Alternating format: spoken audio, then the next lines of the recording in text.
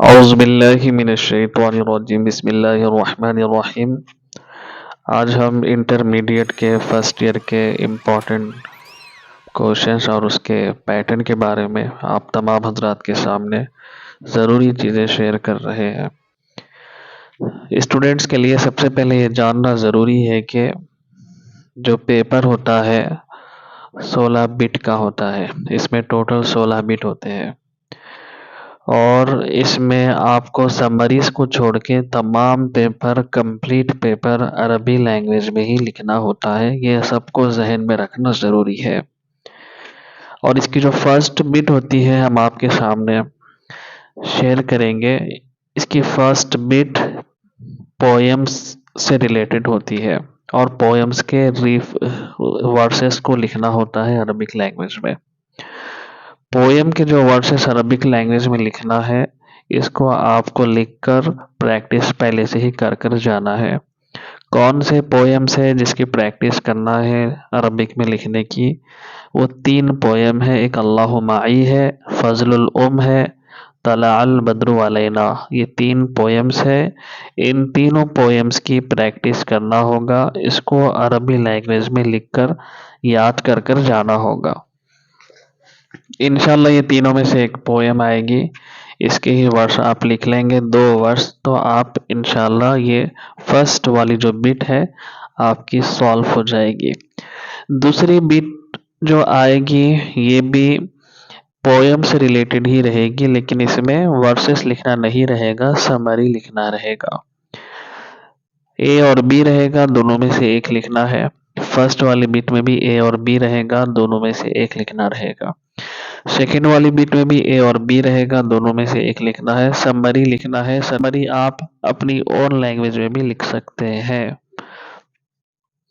और एक जो ज़रूरी चीज़ है, कौन सी समरी ज़्यादा आने के चांसेस है, ये हम आपसे शेयर कर रहे हैं।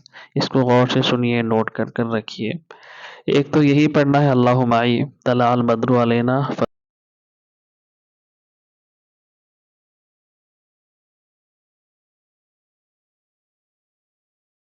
फजलुल उम।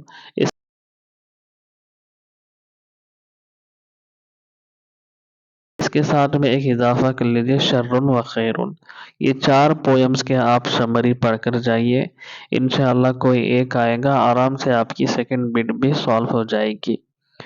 इसको आपको 100 वर्ड्स में लिखना है एटलीस्ट, और इसको आप अपनी ओन लैंग्वेज में लिख सकते हैं।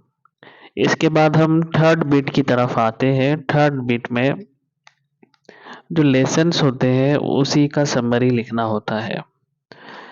जैसे सूरह फातिहा है, इम्पोर्टेंट है, इसका समरी पढ़कर जाइए।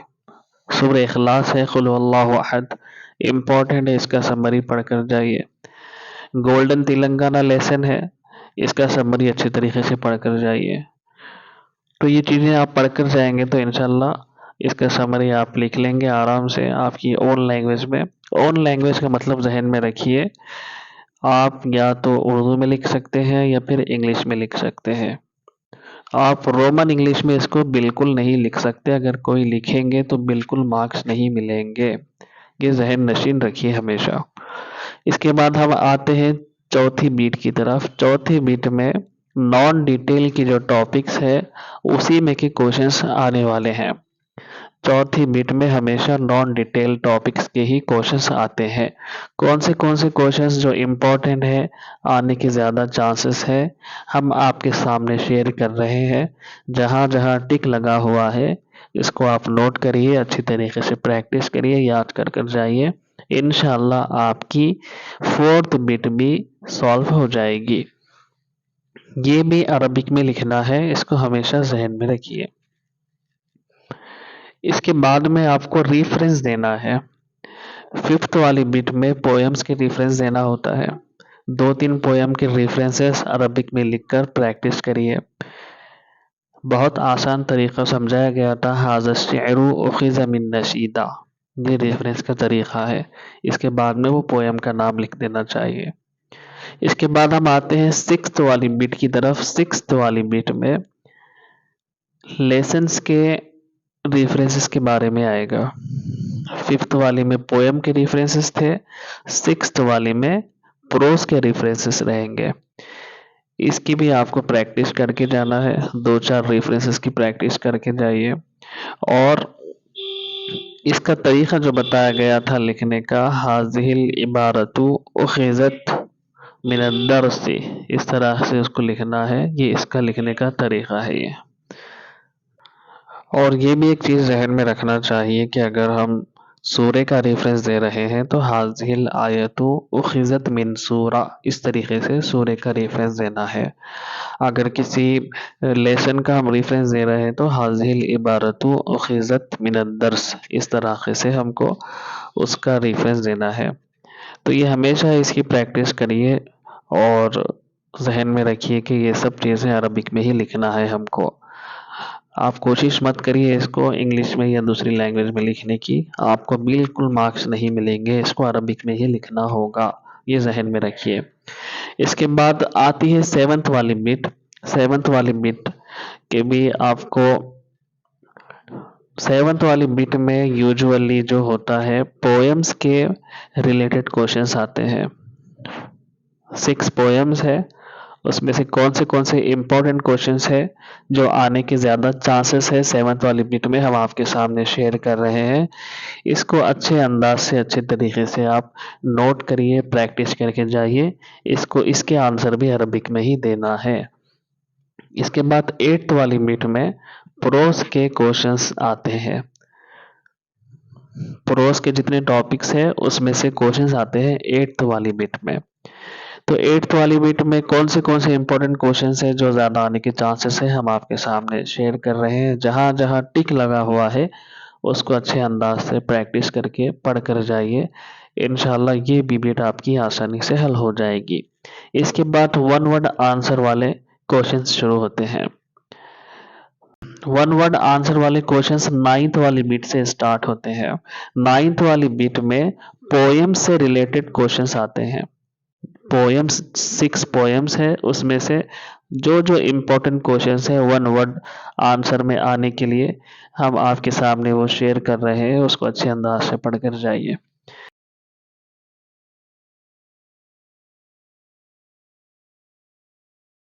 उसके बाद 10th वाली बिट जो होती है प्रोज से रिलेटेड क्वेश्चंस आते हैं, ये भी वन वर्ड वाले होते हैं।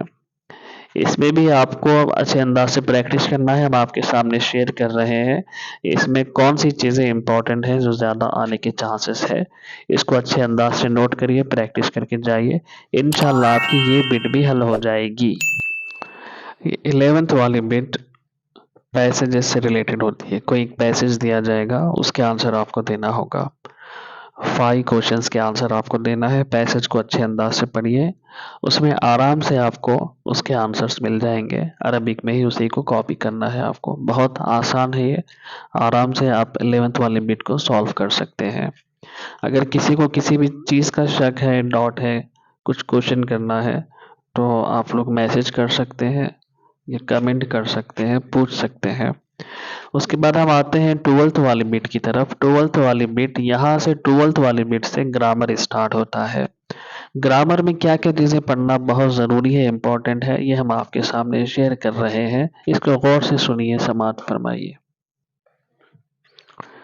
देखिए ग्रामर में words in its kind important है, इसको अच्छे अंदाज से पढ़कर जाइए। इसमें मारिफा नकीरा की प्रैक्टिस करिए, अच्छे अंदाज से मारिफा नकीरा कैसा पहचानना है, कैसा बनाना है, कैसा कन्वर्ट करना है, ये सब चीज़ों की इसमें प्रैक्टिस करिए। उसके बाद में मैस्कुलाइन फेमिनाइन रहेगा। बताया गया था मैस्कुलाइन को कैसा पहचानना है, फेमिनाइन को कैसा पहचानना है। गोल था और खड़ा जबर और लास्ट में अलीफ हमजा, ये फेमिनाइन के साइंस हैं इसको पहचानने के। इसकी भी अच्छे अंदाज से प्रैक्टिस करके जाइए। और प्रोनाउन की भी अच्छे अंदाज से प्रैक्टिस करना होगा। 2 टाइप्स के होते हैं, ज़मीर मुत्तसिल, ज़मीर मुनफसिल, इसको अच्छा डिटेल में याद करके जाइए। इंट्रोगेटिव को बस इसके वर्ड से याद करना चाहिए, इसको आराम से याद कर लीजिए। डेमोन्स्ट्रेटिव प्रोनाउन है, इसमें इशारा, हाजा, हाजिही, ज़ालिका, तिलका, ये तमाम चीज़ें हमको याद करना होगा ग्रामर के। बहुत आसान अंदाज से अच्छे तरीके से इसको याद करिए, इसके नोट्स बनाइए, प्रैक्टिस करिए।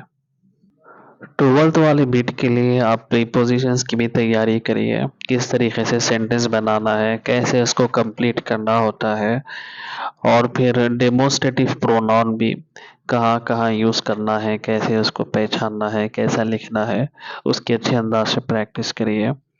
और प्रोनाउन जो बताया गया था ही, या, हुआ, अना, नहनु, ये तमाम चीज़ों की प्रैक्टिस करके जाइए। आसानी से आपकी ये बिट भी हल हो जाएगी।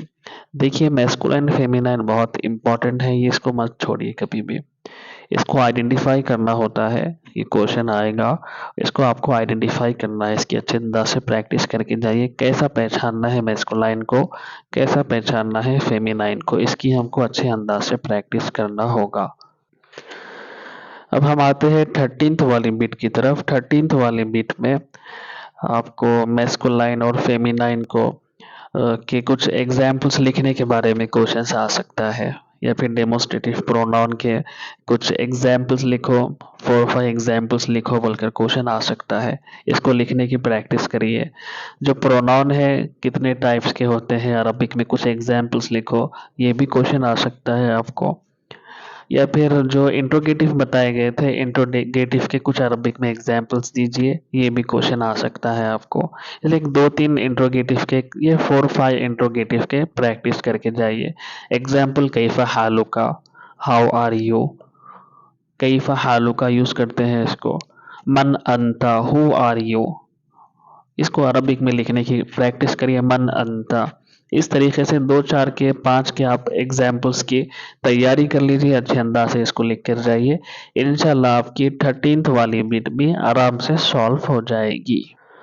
अब हम आते हैं 14th वाली बिट की तरफ। 14th वाली बिट बहुत इजी होती है और ये 8 मार्क्स की बिट होती है। इसमें करना क्या होता है, इसमें बहुत सिंपल काम है। कन्वर्ट करना है मारिफा को नकीरा में, नकीरा को मारिफा में। अलिफ लाम अगर लगा हुआ है तो हटा देना, अगर नहीं लगा हुआ है तो अलिफ लाम को लगा देना वर्ड्स के साथ में। इसकी प्रैक्टिस करके जाइए, ये बहुत इजी बिट है, इसको मत छोड़िए बिल्कुल भी। इसकी 2-4 बार प्रैक्टिस कर लेंगे तो आराम से इसका मामला हल हो जाएगा। अब हम आते हैं 15th वाली बिट की तरफ। 15th वाली बिट में छोटे छोटे वर्ड्स दिए जाएंगे, सिंगल वर्ड्स, उसको सेंटेंस बनाना होगा, मीनिंगफुल सेंटेंस। किस तरह बनाना है, कौन से ज़्यादा आने के चांसेस है, हम ये आपके सामने शेयर कर रहे हैं। इसको अरबिक में याद करिए, लिखने की प्रैक्टिस करिए। और ये 6 मार्क्स की ये बिट होती है, इसको बिल्कुल भी मिस मत करिए। बहुत आसान अंदाज से आप इसको लिख सकते हैं। जो भी वर्ड दिया गया है उसके साथ में कुछ और वर्ड को जोड़ना रहता है, किस तरीके से जोड़ना है, करना है, उसकी प्रैक्टिस करिए। किसी को कुछ डाउट है, समझ में नहीं आ रहा, तो क्वेश्चन करिए, इसके बारे में इंशाल्लाह उनकी हेल्प की जाएगी। अब हम आते हैं आखिरी बिट 16th वाली बिट की तरफ। 16th वाली बिट में ट्रांसलेशन करना होगा। इंग्लिश में कुछ सेंटेंसेस दिए जाएंगे, उसको आपको अरबी में ट्रांसलेट करना है, अरबी बनाना है उसकी। ये हमारे लिए थोड़ा डिफिकल्ट है, लेकिन कौन से आ सकते हैं सेंटेंसेस जिसको हमको अरबी बनाना है, हम आपके सामने ये शेयर कर रहे हैं। इंशाल्लाह इसकी प्रैक्टिस करके जाइए। इंशाल्लाह यही आने की ज़्यादा उम्मीद है, आपकी ये बिट भी आसानी से सॉल्व हो जाएगी, हल हो जाएगी। ये फर्स्ट ईयर के लिए पोर्शन और पैटर्न बताया गया है, और फर्स्ट ईयर स्टूडेंट्स ये बात को हमेशा जहन में रखिए, याद रखिए। आप फर्स्ट टाइम बोर्ड का एग्ज़ाम लिख रहे हैं, हैबत खाने की, झिझकने की बिल्कुल ज़रूरत नहीं है।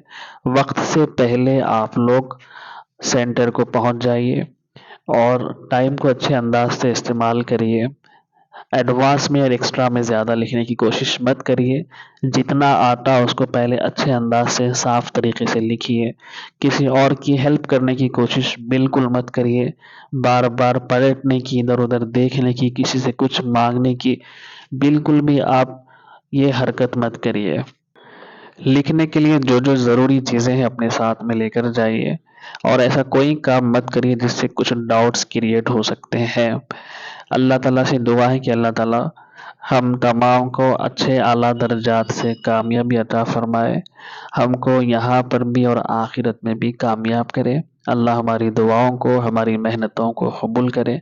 व आखिरु दावाना अनिल हम्दुलिल्लाहि रब्बिल आलमीन।